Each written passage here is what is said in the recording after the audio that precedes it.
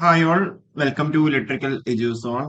നമ്മുടെ ISROയുടെ സതീഷ് ധവാൻ സ്പേസ് സെന്ററിലേക്ക് പുതിയൊരു നോട്ടിഫിക്കേഷൻ അവർ പുറത്തിറക്കിയിട്ടുണ്ട്. സയന്റിസ്റ്റ് പോസ്റ്റും അതുകൊണ്ടാണ് ടെക്നിക്കൽ അസിസ്റ്റന്റ് പറഞ്ഞ പോസ്റ്റിലേക്കാണ് നോട്ടിഫിക്കേഷൻ ഇറക്കിയേക്കുന്നത്. അപ്പൊ അതിൽ സയന്റിസ്റ്റ് എന്ന് പറയുമ്പോൾ ഇലക്ട്രിക്കൽ ആൻഡ് ഇലക്ട്രോണിക്സ് എഞ്ചിനീയറിംഗ് രണ്ട് വേക്കൻസിയാണ് അവിടെ ഉള്ളത്. ശ്രീഹരിക്കോട്ട ആന്ധ്രാപ്രദേശിലേക്കാണ് റിക്രൂട്ട്മെന്റ് നടത്തുന്നത്. ക്വാളിഫിക്കേഷൻ പറഞ്ഞിട്ടുള്ളത് BE, BTech or BSc engineering or equivalent qualifications in electrical and electronics engineering with a 65% of marks. അല്ലാന്നുണ്ടെങ്കിൽ 6.84 ഔട്ട് ഓഫ് 10. ഓക്കെ, ആ ഒരു രീതിയിലാണ് എന്ത് ചെയ്തേക്കുന്നത്, ആ ഒരു ക്വാളിഫിക്കേഷൻ പറഞ്ഞിട്ടുള്ളത്. അപ്പൊ ഇതിൽ രണ്ട് വേക്കൻസീസിൽ ഒരു പോസ്റ്റ് പറഞ്ഞാൽ PWD HH കാറ്റഗറിയിലേക്ക് വേണ്ടിയിട്ടുള്ള ഒരു പോസ്റ്റാണ് ഉള്ളത്. ഒന്നായിരിക്കും ജനറൽ അല്ലെങ്കിൽ OBC SC എല്ലാവരും കൂടി കോമൺ ആയിട്ട് മത്സരിക്കാൻ പറ്റുന്ന ഈ ഒരു പോസ്റ്റിലേക്കായിരിക്കും ഉണ്ടാവുക. നമ്മൾ എപ്പോഴും പറയുന്നതാണ്, നിങ്ങൾ ഒരിക്കലും വേക്കൻസി നോക്കിയിട്ട് അപ്ലൈ ചെയ്യാതെ ഇരിക്കരുത് എന്നുള്ളത്. ഓക്കെ, ഒരു വേക്കൻസി മതി. ഇത് കേരളത്തിൽ എക്സാമിനേഷൻ സെന്റർ ഉണ്ട്, അതുകൊണ്ട് തന്നെ നിങ്ങൾക്ക് അത് അധികം ബേർഡൻ ആവില്ല. ഓക്കെ, ഇനി അടുത്ത് നമ്മൾ ടെക്നിക്കൽ അസിസ്റ്റന്റ് നോട്ടിഫിക്കേഷനിലേക്ക് വരുവാണെങ്കിൽ, ടെക്നിക്കൽ അസിസ്റ്റന്റ് ഇലക്ട്രിക്കൽ ഇലക്ട്രോണിക്സിലേക്ക് രണ്ട് വേക്കൻസിയാണ് ഉള്ളത്. അതിൽ ഒന്ന് അൺറിസർവ്ഡും ഒന്ന് SC കാറ്റഗറിക്കും വേണ്ടിയിട്ടാണ് നോട്ടിഫിക്കേഷൻ ഇറക്കിയിരിക്കുന്നത്.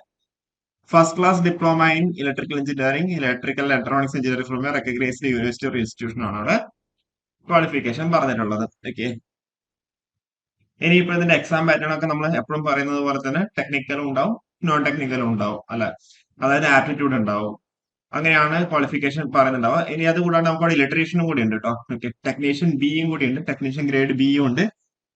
ടെക്നീഷ്യൻ ഗ്രേഡ് ബി ഇലക്ട്രീഷ്യനിൽ നമുക്ക് അവിടെ 6 വേക്കൻസിയാണ് അവിടെ ഉള്ളത് കേട്ടോ. 6 വേക്കൻസി അവിടെ ഉണ്ട്, technician grade B electrician. SLC pass plus ITI, NTC, NAC or in electrician trade from NCVT. അതാണ് അവിടെ ക്വാളിഫിക്കേഷൻ വന്നിട്ടുള്ളത്. 6 അൺറിസർവ്ഡ് 2, OBC 3, ST 1 എന്നുള്ള രീതിയിലാണ് അവിടെ പറഞ്ഞിട്ടുള്ളത്. ഓക്കെ, പിന്നെ അത് കൂടാണ്ട് ഇലക്ട്രീഷ്യൻ വീണ്ടും ഒരു നോട്ടിഫിക്കേഷൻ കൂടെ ഉണ്ട്, അത് PCR യൂണിറ്റിലേക്കാണ്. അവിടെ അൺറിസർവ്ഡിന് 2 വേക്കൻസിയാണ് ഉള്ളത്. ഓക്കെ, അപ്പോൾ ITI കഴിഞ്ഞവർക്ക് എന്താ നല്ല ഓപ്പർച്യൂണിറ്റി ഉണ്ട്, ഡിപ്ലോമ കഴിഞ്ഞവർക്കുണ്ട്, BTech കഴിഞ്ഞവർക്കുണ്ട്, എല്ലാവർക്കും നല്ലൊരു ഓപ്പർച്യൂണിറ്റി ഒരു നോട്ടിഫിക്കേഷൻ പ്രകാരം വന്നിട്ടുണ്ട്. ഓക്കെ, എക്സാമിനേഷൻ പാറ്റേൺ എന്ന് പറഞ്ഞാൽ നമ്മളെപ്പോഴും പറയുന്ന പോലെ ടെക്നിക്കൽ പ്ലസ് ആപ്റ്റിറ്റ്യൂഡ് ആണ് ഉണ്ടാവുക. 80 ക്വസ്റ്റ്യൻസ് ആയിരിക്കും, 80 ക്വസ്റ്റ്യൻസിന്റെ MCQs ആയിരിക്കും ടെക്നിക്കലിൽ ഉണ്ടാവുക.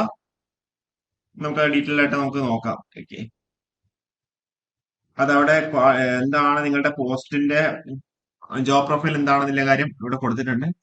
ഞാൻ ഈ ഒരു നോട്ടിഫിക്കേഷൻ നമ്മുടെ ഡിസ്ക്രിപ്ഷനിൽ ആഡ് ആക്കാം. അപ്പൊ താല്പര്യമുള്ളവർ എന്താ അതിൽ കയറിയിട്ട് വായിച്ചു നോക്കാം. ഓക്കെ, അത് ജസ്റ്റ് പ്രൊഫൈലാണ്, അതായത് നിങ്ങളുടെ എന്താണ് നിങ്ങൾ അവിടെ ജോലി ചെയ്യേണ്ടി വരിക എന്നുള്ള രീതിയിൽ. ഓക്കെ, ഇനിയിപ്പോ അവിടെ പേയ്മെന്റ് വന്നിട്ടുള്ളത്, ഐ മീൻ നിങ്ങളുടെ അപ്രോക്സിമേറ്റ് എമൗൾമെന്റ്സ് പറയുന്നത് 86,955 രൂപയാണ് per month. Basic pay plus DA.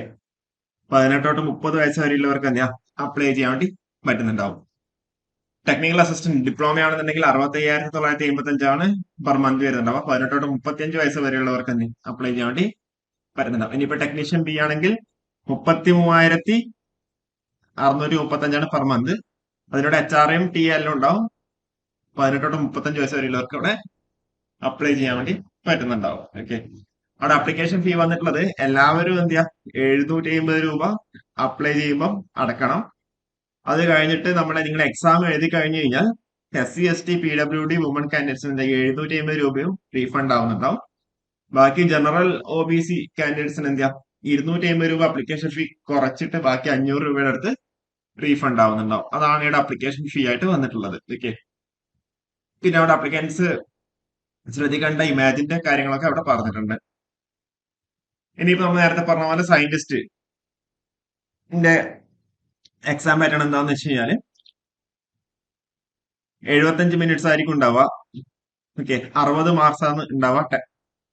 അത് ടെക്നിക്കല്. ഓക്കെ, പിന്നെ അതായത് ടൈപ്പ് ഓഫ് ക്വസ്റ്റ്യൻസ് പറഞ്ഞാൽ മൾട്ടിപ്പിൾ ചോയ്സ് ക്വസ്റ്റ്യൻസ് തന്നെയായിരിക്കും ഉണ്ടാവുക.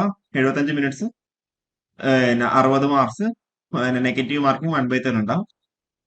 60 ക്വസ്റ്റ്യൻസ് ആണ് ഉണ്ടാവുക, 60 മാർക്ക് ആയതുകൊണ്ട്. അതേപോലെ പാർട്ട് ബിയിൽ ആപ്റ്റിറ്റ്യൂഡ് ഉണ്ട്, 20 മാർക്സും അരമണിക്കൂറാണ് ഉണ്ടാവുക. മൾട്ടിപ്പിൾ ചോയ്സ് ക്വസ്റ്റ്യൻ തന്നെയാണ് ഉണ്ടാവുക. ഓക്കെ, അതാണ് നമ്മളെ സയൻസിന്റെ കേസിൽ. ബാക്കി ടെക്നിക്കൽ അസിസ്റ്റന്റിന്റെ കേസിലാണെന്നുണ്ടെങ്കിൽ പോസ്റ്റ് 3 to 6, സോറി ഇതാ, ടെക്നിക്കൽ അസിസ്റ്റന്റ് കേസിലാണെന്നുണ്ടെങ്കിൽ 80 MCQs in 1.5 hours. Okay, written test മാത്രമേ ഉണ്ടാവുള്ളൂ. പിന്നെ ക്വാളിഫൈ നേച്ചർ ആയിട്ടുള്ള സ്കിൽ ടെസ്റ്റും ഉണ്ടാവും.